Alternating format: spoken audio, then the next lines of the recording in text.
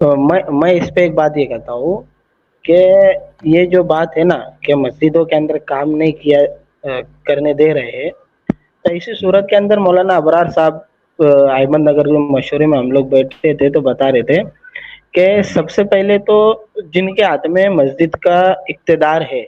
Trust بولو جی یا جماعت کے کام میں جو ذمہ دار ہے وہ بولو یا دوسرے جو بھی، تو سب سے پہلے ان سے انفرادی ملاقاتیں لے کر ان کے سامنے یہ بات رکھی جائے، ان کے سامنے یہ بات رکھی جائے، مسائل ان کو سمجھائے جائے یہ، اور ان کے ذریعے سے کام کو جو ہے آگے بڑھایا جائے۔ اصل میں بہت سی جگہ پہ کیا مسئلہ ہوتا معلوم ہے کہ اللہ معاف کرے کہ لوگوں کو یہ سمجھ میں آتا کہ بھئی یہ کام ضروری ہے لیکن یہ میرے ہاتھ سے ہونا چاہیے، یہ فلاں آئیں گا، فلاں کریں گا، فلاں کریں گا، تو ایسا بھی مسئلہ ہوتا ہے اور کئی مرتبہ اس کا مشاہدہ اور تجربہ ہوا ہے۔ تو مسجد کے جو بھی ذمہ دار ہے جن کے ہاتھ میں تھوڑا اقتدار ہوتا ہے، تو سب سے پہلے انہی سے انفرادی ملاقاتیں لے کر انہی کا ذہن بنایا جائے اور ان کو آگے بڑھا کے ان کو اس فیلڈ کے اندر لایا جائے کہ بھئی تم آگے بڑھو، ہم تمہارے ساتھ ہیں ایسا۔ تو اس صحیح اعتبار ہے. سے بھی جو ہے نا معاملہ یہ آئے گا۔ اور اصل میں نا یہ شہروں کے اندر یہ چیز زیادہ ہی ہوتی ہے، ورنہ تعلقہ لیول کے اوپر اگر ابھی فی الحال میں سنگم نیر کی اگر کیفیت دیکھیں تو ابھی پچھلے 2 ہفتے سے جمعہ کے اندر اسی عنوان کے اوپر میں بیان بھی کر رہا ہوں، ادھر مرکز پہ مفتی سفیان بھی اسی عنوان پہ چل رہے ہیں اور بھی دوسرے علماء کرام اپنے ساتھیوں میں بات کر رہے ہیں،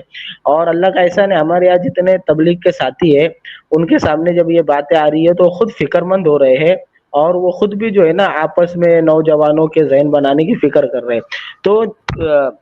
اگر محنت کریں گے انشاءاللہ سب سے پہلے انہی کو اگر سمجھائیں گے اور انہی کو اگر اپنے کام میں اپنے ہاتھ پیر اگر بنانے کی فکر کریں گے انشاءاللہ تو کام ہوگا۔ اصل میں کبھی بھی نا تقابلی ذہن اگر لے کر چلیں گے نا ہم کسی بھی کام کے اندر تو اس میں کام وجود میں نہیں آتا، تقابل میں تقابل ہی ہوتا ہے۔ اس لیے کسی بھی کام کو وجود میں لانے کے لیے سب سے پہلے سامنے والے کو قائل کرنا پڑتا ہے، پھر وہ مائل ہوتا ہے۔ تو قائل کرنے کے لیے اس کو ٹارگٹ کرنا پڑے گا کہ یہ بندے کو مجھے کام میں لانا ہے، اور اس کے سامنے ساری حقیقتیں اگر رکھ دی جائیں گی انشاءاللہ تو ضرور کام کے اندر آئیں گا۔ کیا بولتے ہیں الطاف بھائی، آپ کی کیا رائے ہے؟ جی ہم نے نا یہاں پر ایک ترتیب ایک سوچے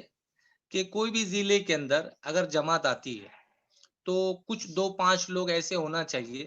کہ جو وہ جماعت کو ایک مرتبہ لے کر بیٹھے تعلیم میں اور اس کو عقیدہ آخرت سمجھائے، جس کے اندر شکیل بن حنیف کا جو فتنہ ہے موجودہ وقت کے اندر،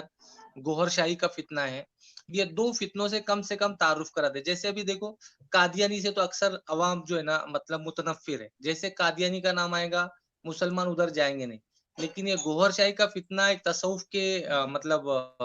اس میں لوگ نا اسٹیٹس پر سن کے ویڈیو پر، اور شکیل بن حنیف کا ایک مستقل محنت کا طریقہ۔ تو اگر جماعت کے ساتھیوں کو ایک مرتبہ لے کر بیٹھے نا انشاءاللہ تو کوئی مسئلہ ہی نہیں۔ اچھا اس کو جتنا بوال بنا کر کام کریں گے نا اتنا مشکل ہو جائے گا، ایسی میری رائے ہے۔ جی اور اگر جی جیسے مفتی صاحب، ہاں جی جی جی یہ جو جوڑ جی ہوتا ہے بولیے مفتی ہفتہ صاحب۔ واری،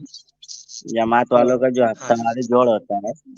اس میں کافی بڑا مجمع ہوتا ہے گاؤں دیہات سے، اور ایمان کے اوپر گفتگو بھی ہوتی ہے، اور جی یہ فتنہ ایمان کش فتنہ ہے۔ تو اس کے ذیل میں بھی جو تبلیغ سے متعلق کوئی بڑا آدمی گفتگو کر دے، اس سے بہت جلدی بات پہنچ جائے گی۔ پھر بھی پہنچ جائے گی۔ ہاں، اور جی ایمان جی کے ذیل میں اس کو بیان کر دے بھائی آج کل ایمان پر کیسے حملہ ہو رہا ہے، اور حدیث میں کہا گیا تھا کہ آدمی صبح میں مومن شام میں کافر ہو جائے گا، پتہ نہیں چلے گا۔ تو اس کو جی تھوڑا سا کھول دیا جائے ضمن ہی صحیح، تو اس سے بات بہت سارے لوگوں تک پہنچ جائے گی۔ جی جی